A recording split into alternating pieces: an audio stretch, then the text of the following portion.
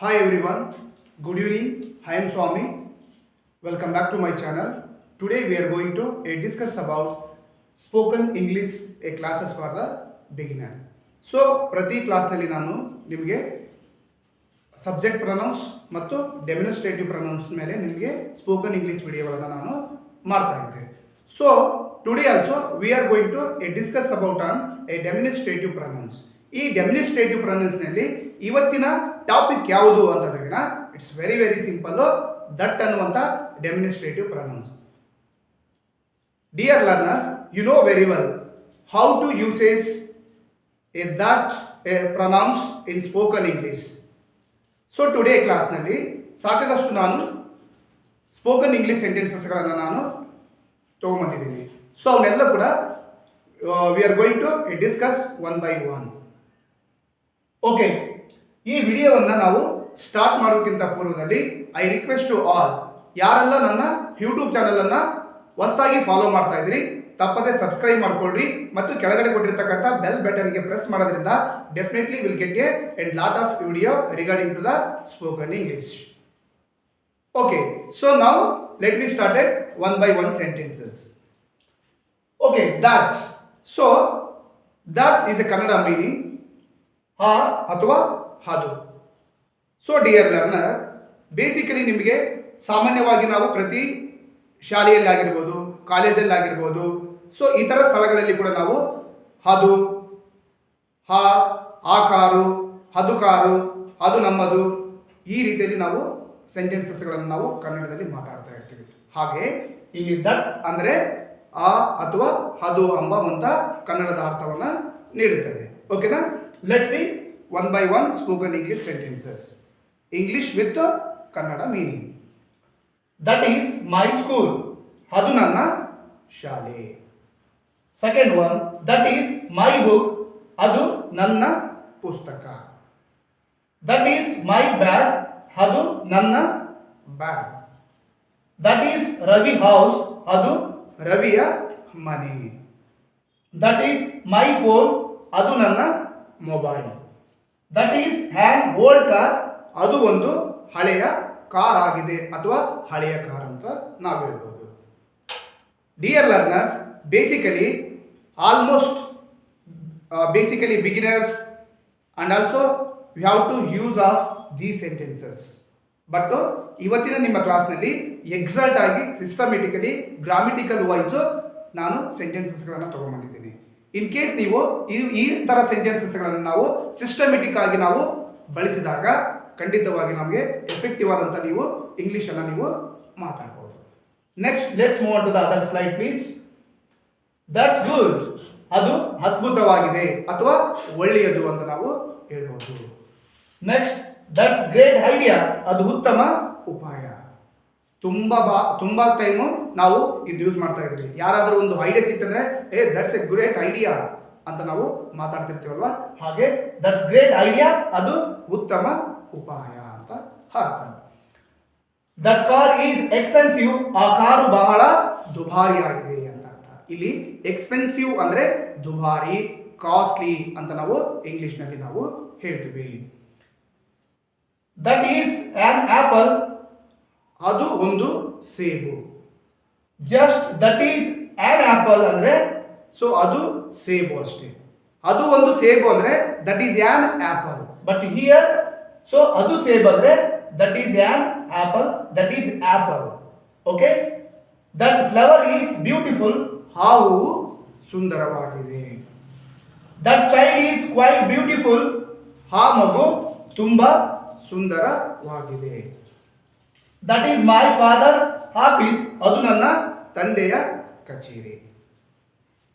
ನೋಡಿ, ಈ ಥರದ ನಾವು ಕಾಮನ್ ಸ್ಪೋಕನ್ ಇಂಗ್ಲಿಷ್ ಸೆಂಟೆನ್ಸಸ್ಗಳನ್ನು ಈ ರೀತಿಯ ಡೆಮಿನಿಸ್ಟ್ರೇಟಿವ್ ಪ್ರನೌನ್ಸ್ನಾಗಿರ್ತಕ್ಕಂಥ ದಿಸ್, ದಟ್, ದೋಸ್, ದೀಸ್ ಅನ್ನುವಂಥ ಡೆಮಿನಿಸ್ಟ್ರೇಟಿವ್ ಪ್ರನೌನ್ಸ್ಗಳ ಮೇಲೆ ಹೆಚ್ಚೆಚ್ಚಾಗಿ ನಾವು ಮಾತಾಡೋದನ್ನು ನಾವು ಕಲಿಬೇಕು. ಯಾಕೆಂದರೆ ಇವೆಲ್ಲವೂ ಕೂಡ ಆರಂಭದಲ್ಲಿ ಯಾರೆಲ್ಲ ಇಂಗ್ಲೀಷನ್ನು ಚೆನ್ನಾಗಿ ಕಲಿಬೇಕು, ಇಂಗ್ಲೀಷ್ನಲ್ಲಿ ಎಕ್ಸ್ಪರ್ಟೈಸ್ ಆಗಬೇಕು, ಬೇಸಿಕ್ಕನ್ನು ಫಸ್ಟು ಪರ್ಫೆಕ್ಟಾಗಿ ನಾವು ಕಲಿಬೇಕಂತಂದ್ರೆ first every one we should practice these things, these sentences a practically and right way in a correctly. ಅವಾಗ ನಾವು easily we can talk to with other with systematically without errors without mistakes. Okay, ನಾನು ಹೇಳುವಂಥ ಪ್ರತಿ sentence ನಿಮಗೆಲ್ಲ ಅರ್ಥ ಆಗುತ್ತಲ್ವಾ? ಹಾಗಾದ್ರೆ next, that man was arrogant. ಆ ಮನುಷ್ಯ ಅಹಂಕಾರಿಯಾಗಿದ್ದಾನೆ. ಆ ಮನುಷ್ಯ ಅಹಂಕಾರಿ ಆಗಿದ್ದ ಅಂತ ಅರ್ಥ. ಸೊ ಇದು ಫಾಸ್ಟ್ ಟೆನ್ಸ್ ಆಗಿದೆ. ದಟ್ ಮ್ಯಾನ್ ವಾಸ್ ಆರೋಗೆಂಟ್ ಅಂತ ಅರ್ಥ. ಆರೋಗೆಂಟ್ ಅನ್ನೋ ಪದದ ಅರ್ಥ ಅಹಂಕಾರಿ ಅಂತ ಅರ್ಥ. Okay, that is your pen. ಅದು ನಿಮ್ಮ ಪೆನ್. ತುಂಬಾ ಸತೆ ನಾವು ಕಾಲೇಜುಗಳಲ್ಲಿ, ಸ್ಕೂಲುಗಳಲ್ಲಿ ಓಕೆನಾ ಬಳಸುವಂತ ಸಾಮಾನ್ಯವಾದಂಥ spoken English sentence. That is your pen, that is your book, that is your bag ಅಂತ ನಾವು ಸಾಮಾನ್ಯವಾಗಿ ಬಳಸ್ತಾ ಇದ್ದೀವಿ. That is your watch. ಅದು ನಿಮ್ಮ ಗಡಿಯಾರ. That incident was unforgettable. ಆ ಘಟನೆ ಅವಿಸ್ಮರಣೀಯವಾಗಿದೆ. ಮರೆಯಲಾಗದಂತ ಅಂತ ಅರ್ಥ. ಅವಿಸ್ಮರಣೀಯ ಅಂತ ಅನ್ಫರ್ಗೆಟಬಲ್. ಫರ್ಗೆಟಬಲ್ ಅಂದ್ರೆ ಮರೆಯುವಂಥದ್ದು, ಅನ್ಫರ್ಗೆಟಬಲ್ ಅಂದ್ರೆ ಅವಿಸ್ಮರಣೀಯ ಅಥವಾ ಮರೆಯಲಾಗದಂತ. ಹಾಗಾಗಿ ದಟ್ ಇನ್ಸಿಡೆಂಟ್ ವಾಸ್ ಅನ್ಫರ್ಗೆಟಬಲ್. ಆ ಘಟನೆ, ಇಲ್ಲಿ ದಟ್ ಆ ಘಟನೆ ಅಂತ ಬಂದಿದೆ ಇಲ್ಲಿ, ಆದ್ರೆ ಇಲ್ಲಿ ಅದು ಘಟನೆ ಅವಿಸ್ಮರಣೀಯವಾಗಿದೆ ಅನ್ನೋದಕ್ಕಿಂತ ಆ ಘಟನೆ ಅವಿಸ್ಮರಣೀಯವಾಗಿದೆ ಅಂತಂದ್ರೆ ಅದು ಒಂದು ಇಂಗ್ಲಿಷ್ನಲ್ಲಿ ಕರೆಕ್ಟ್ ಆಗಿ ಹೇಳಬಹುದಾದಂಥ ರೀತಿಯಲ್ಲಿ ಒಂದು ವಿಧಾನ. ಹಾಗಾಗಿ ಅದು ಬದಲಾಗಿ, ಅದು ಇನ್ಸ್ಟೆಡ್ ಆಫ್ ನಾವು ಕನ್ನಡದಲ್ಲಿ ನಾವು ವಿ ಶುಡ್ ಯೂಸ್ ಹಾ ಅಂತ ಅರ್ಥ. ಹಾಗಾಗಿ ನಾವು ಆ ಘಟನೆ ಅವಿಸ್ಮರಣೀಯವಾಗಿದೆ ಅಂತ ಅರ್ಥ. That chair is broken. ಆ ಕುರ್ಚಿ ಮುರಿದಿದೆ. Okay, that is useless thing ಅಂದ್ರೆ ಅದು ಅನುಪಯುಕ್ತ ವಸ್ತು ಅಂತ ನಮಗೆ ಅರ್ಥ. That book is a classic. ಆ ಪುಸ್ತಕವು ಕ್ಲಾಸಿಕ್ ಆಗಿದೆ. Someone like is asked to you, so before yesterday or yesterday you brought many books for your study. Hey, what is the name of that books? So we have to say to reply to the other people who asked you.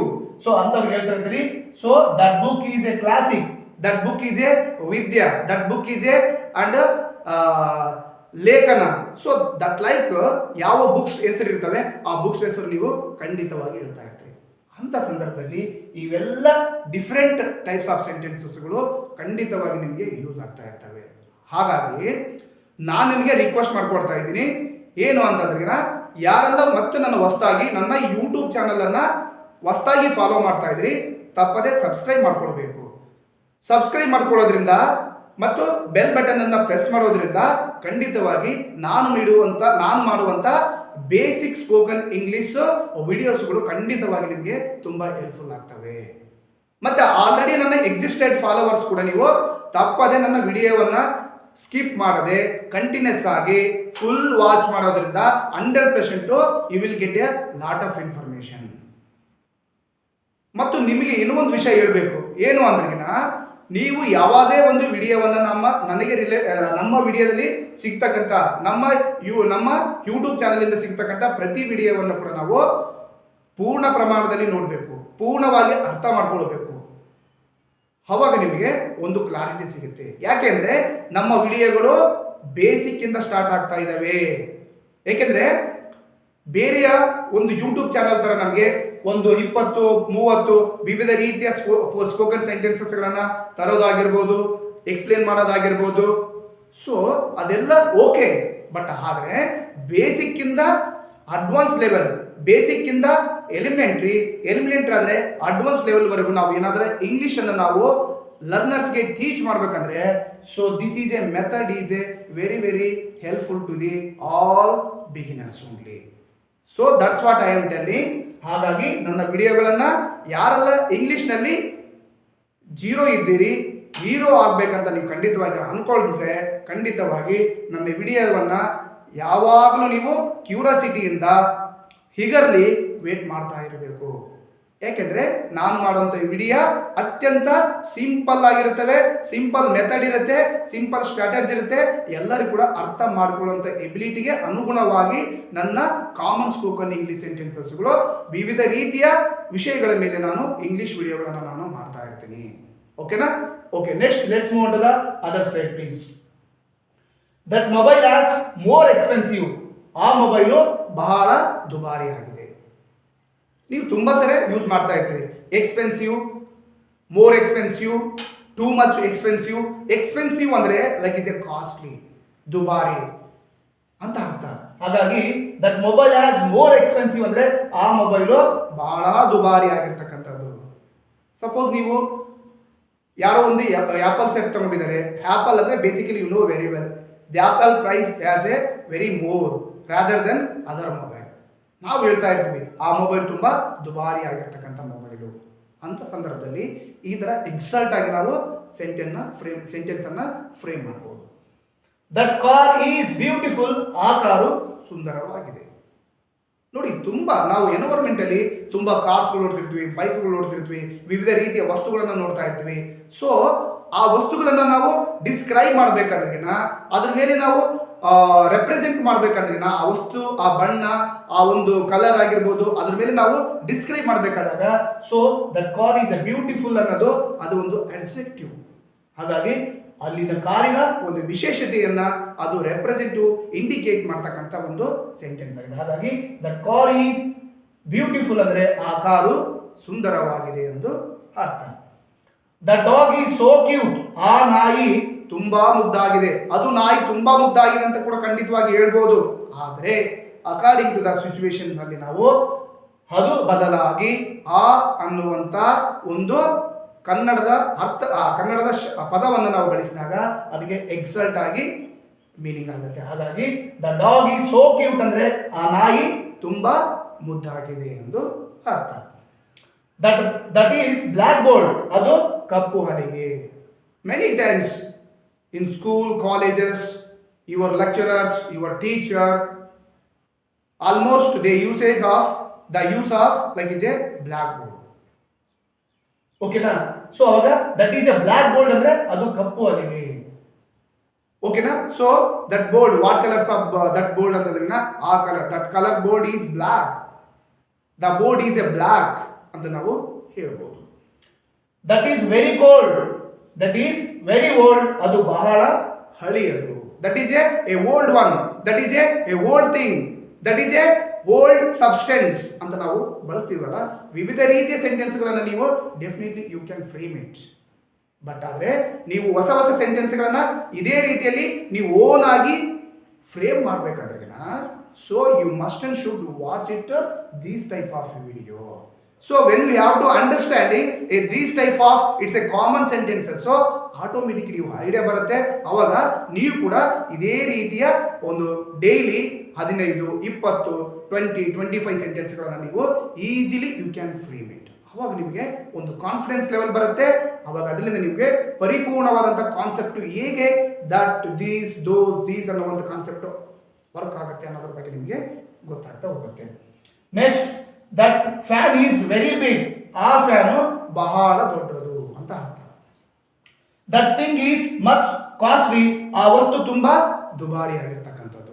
ಮೇಲಿನ ಭಾಗದಲ್ಲಿ ಮೇಲಿನ sentence ನಲ್ಲಿ expensive ಅಂತ ಬಳಸಿದೀವಿ, ಇಲ್ಲಿ costly ಅಂತಿದೆ. But that is not A huge difference of meaning. Costly and expensive ಅಂದ್ರೆ ಅವೆರಡು ಪದಗಳು ಕೂಡ ಸಮಾನವಾದ ಅರ್ಥವನ್ನು ಕೊಡ್ತಕ್ಕಂಥದ್ದು. ನೆಕ್ಸ್ಟ್, ದಟ್ಸ್ ಆಲ್ ರೈಟ್, ಪರವಾಗಿಲ್ಲ ಅಂತ ಅರ್ಥ. ದಟ್ ಬಾಯ್ ಈಸ್ ಲಾಫಿಂಗ್, ಆ ಹುಡುಗ ನಗುತ್ತಿದ್ದಾನೆ ಅಂತ ಅರ್ಥ. ನೋಡಿ, ಈ ತರ ವಿವಿಧ ರೀತಿಯ ಸ್ಪೋಕನ್ ಇಂಗ್ಲಿಷ್ ಸೆಂಟೆನ್ಸಸ್ಗಳು ಇವತ್ತಿನ ಡೆಮಾನ್ಸ್ಟ್ರೇಟಿವ್ ಪ್ರೊನೌನ್ಸ್ ಆಗಿರ್ತಕ್ಕಂಥ ದಟ್ ಮೇಲೆ ನಾನು ಈ ವಿಡಿಯೋಗಳೆಲ್ಲ ನಾನು ನಿಮಗಾಗಿ ತಗೊಂಡ್ಬಂದೆ.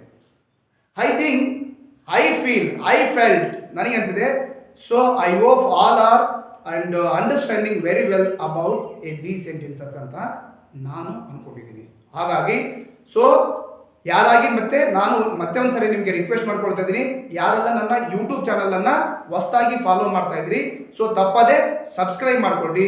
ಇನ್ ಕೇಸ್ ಈ ವಿಡಿಯೋ ತುಂಬ ನಿಮಗೆ ಇಷ್ಟ ಆಯಿತು, ಈ ವಿಡಿಯೋದಿಂದ 100% ನಾವು ಸ್ವಲ್ಪ ಇಂಗ್ಲೀಷನ್ನು ನಮಗೆ ಈಸಿಯಾಗಿ ಕಲಿಕ್ಕೆ ಸಾಧ್ಯ ಆಯಿತು ಅಂತಂದ್ರೆ ಖಂಡಿತವಾಗಿ ಲೈಕ್ ಮಾಡಿ, ಕಮೆಂಟ್ ಮಾಡಿ, ಹಾಗೆ ಇದೇ ವಿಡಿಯೋವನ್ನು ಇತರ ಸ್ನೇಹಿತರಿಗಾಗಿರ್ಬೋದು, ಇತರ ವ್ಯಕ್ತಿಗಳಿಗಾಗಿರ್ಬೋದು ಶೇರ್ ಮಾಡುವಂಥದ್ದನ್ನು ಮರಿಬಾರ್ದು.